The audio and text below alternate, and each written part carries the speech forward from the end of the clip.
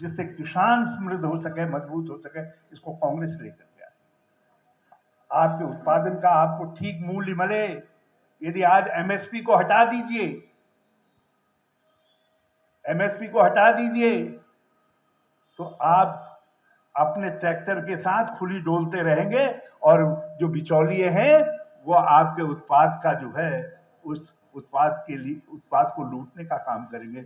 आपको मनमाने दामों पर कहेंगे, देता है तो इतने में दे, नहीं तो जा बाहर चूल्हे में। तो ये एमएसपी, मिनिमम सपोर्ट प्राइस, कौन लेकर के आया? किसने ये विधा खड़ा कर दी? जिसने कृषि उत्पादन के क्षेत्र में किसानों की बेहतरी के लिए माइलस्टोन खड़ा करने का काम किया, वो एमएसपी थी। और मुझे गर्व है ये कहते हुए, ये भी मेरी पार्टी की सरकार लाई थी, कांग्रेस की सरकार। आज मैं जब इधर आ रहा था चंद्रावल की तरफ, बड़े बड़े हाईवेज बन रहे हैं, बड़े बड़े हाईवेज बन रहे हैं। आज आपको जमीन का अधिग्रहण होने में कोई तकलीफ नहीं होती, बल्कि आपको यदि हाईवे बनना है, कहीं जमीन का अधिग्रहण हो रहा है, तो शहीदुल इस्लाम साहब का हाथ यूं यूं यूं यूं नोट गिनने में लग जाता है। इनको लगता है अब तो नोट फटाफट नोट आएंगे। किसने किया है? किसने? किसके बल पर हुआ? याद करिए,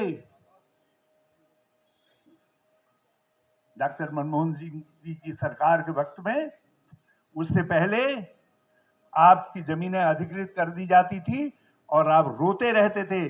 और हमारे पास लोग आते थे नेतागिरी में उस समय, क्योंकि हम भी उत्तर प्रदेश वाले थे, हमारे पास लोग आते थे, कहते थे मेरी जमीन बचा दो, सड़क को जरा टेढ़ी कर दो, या हाईवे को फलां जगहों को घुमाने का काम कर दो, क्योंकि पैसा नहीं मिलता था ठीक ठाक। जमीन बेचने में दर्द होता था किसान को, मिट्टी बेचने में दर्द होता था। ये राहुल गांधी थे, हमारे नेता राहुल गांधी थे, जिन्होंने पार्लियामेंट में खड़े होकर के अपने उस बिल को फाड़ दिया। और उस बिल को फाड़ने के बाद आज आपको जमीनों का 4 गुना मुआवजा मिल रहा है। ये राहुल गांधी और कांग्रेस की देन है। और कांग्रेस के लोग, हमारे कांग्रेस के लोग बहुत शर्मीले होते हैं अपनी बात कहने में, अपनी अपनी उपलब्धियों को बताने में। जरा सा इनकी जबान लड़खड़ा जाती है या गड़बड़ हो जाती है। जरा सुबह उठ करके पानी पियो, नमक डाल करके नमक के गरारे करो कांग्रेस के लोगों, और ये बताओ को किसानों को, खेत खलियान में गांव में जाकर के बताओ, ये वो लोग लेकर के नहीं आए, ये राहुल गांधी ने किया।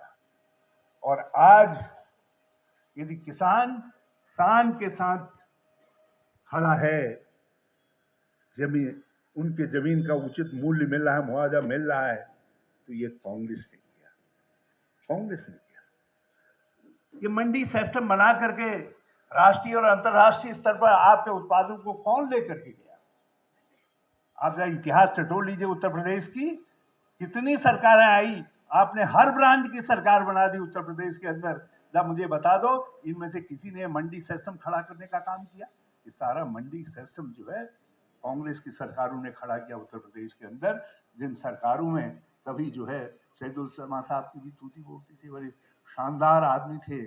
और फिर इनसे ज्यादा जो है हम लोग इनकी लीची और इनके आमों के इनके लीची और आमों के वो रहते थे, जो है उसके इंतजार में रहते थे। तो इनकी सरकारों ने, ये कांग्रेस की सरकारों ने करने का, और आपने उसी कांग्रेस को अपनी जमीन की मिट्टी के नीचे गाड़ दिया। किस बात पर गाड़ दिया आपने? मैं आप सबसे आग्रह करना चाहता हूं, जो आज के लोग हैं, आज उत्तर प्रदेश के लोग अपने सवालों पर वोट ही नहीं कर रहे। आप अपने दर्द के सवालों पर वोट ही नहीं कर रहे। अभी एक व्यक्ति ने यहां से कहा, शायद सदुल जमा साहब ने कहा, महंगाई की बात। इनको कहां महंगाई दिखाई दे रही है? इनको तो इनके पड़ोस का जो पीढ़ी दर पीढ़ी उसी गांव में रह रहा है, उसी मोहल्ले में रह रहा है, उसी एरिया में रह रहा है, उसको दिखा करके कहा जा रहा है नहीं तो ये तुमको खा जाएगा, इसलिए वोट हमको दे दो जो है। क्योंकि भाजपा आज जो है, जो वास्तव में भक्षक है, वो उसको रक्षक के रूप में पेश किया जा रहा है। जिन्होंने समाज को बांटा, हिंदुस्तान के टुकड़े करने का काम किया, वो आज जो है कहीं दूर किसी को दिखा रहे हैं। आपको महंगाई देखने दे रही है। आप जिस चीज को भी खरीदते हैं, आप मुझे यहाँ पे मुझे जाना है दिल्ली, जल्दी पहुंचना है, एक मीटिंग है दिल्ली के अंदर, लेकिन मैं आपसे एक सवाल पूछ रहा हूं, अपने दिल में ढूंढिए, जिस दिन से कांग्रेस गई, आपके टायर के दाम क्या है, आपके ट्रैक्टर के दाम क्या है, आपके खाद के दाम क्या है, आपके पेस्टिसाइड के दाम क्या है, आपके छोटे जो है टूल्स के दाम क्या है, कहां पहुंच गए आपके दाम। और जो आपकी खेती गृहस्थी को जिसको आप पैदा नहीं करते हैं, आपके दाम नहीं मिलेंगे, लेकिन जो ये आपको बेचते हैं उसमें आपको निचोड़ दे रहे हैं। ये तो हमारे प्रधानमंत्री जी यदि कहीं ये होते तो सारी दुनिया को नचा देते, सारी दुनिया को नचा देते। पहले जीएसटी के नाम पर आप सबको लूटा।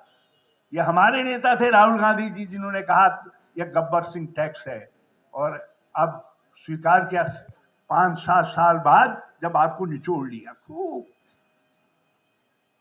निचोड़ लिया। हमारे वहां जो है ना, दही को जो बिलोते थे ऊपर जो है, उसको उसमें पानी निकालने के लिए, तो मेरी माँ उसको खूब जोर से निचोड़ती थी। तो आप लोगों को ये मोदी जी रूपी माता ने हिंदुस्तान के उपभोक्ताओं को जिस चीज को खरीदते थे इतना निचोड़ा, जब आप में जान ही नहीं रहेगी तब कह रहे हैं आप मैंने जीएसटी हटा दी, कम कर दिया है, आपको सुविधा देने का काम कर दिया। और फिर भी कहां पे खड़े हैं, जरा सा देखिए तो सही, आइटम निकाल करके तो देखिए कहां है, कानून व्यवस्था कहां है।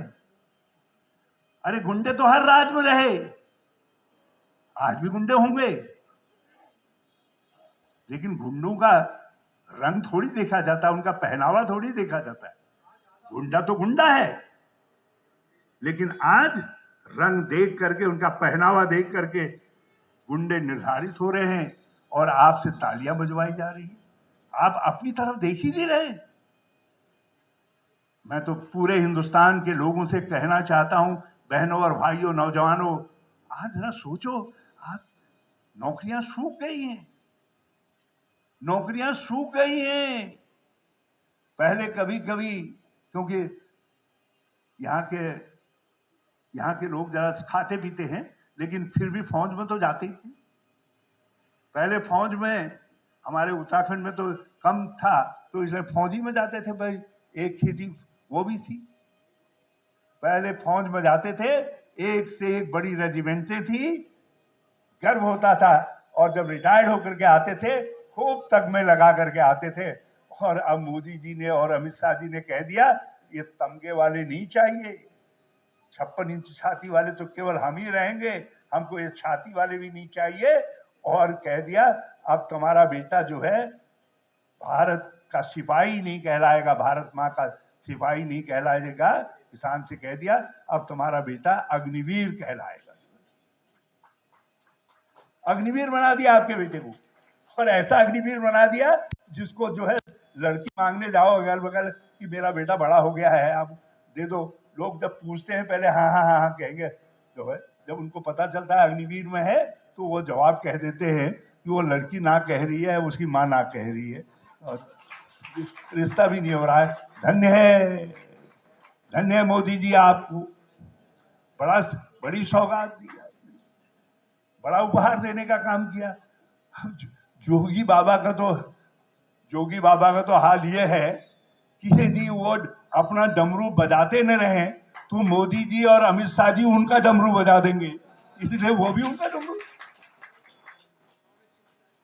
अब समय आ गया है, अब समय आ गया है कि आप अपने को पहचानें, अपने को पहचान करके वोट दीजिए। आपकी जरूरत क्या कहती है, आपका गांव क्या कह रहा है, आपकी सड़क क्या कह रही है, आपकी बिजली क्या कह रही है, आपका पानी क्या कह रहा है। अपने सवालों को वोट दीजिए।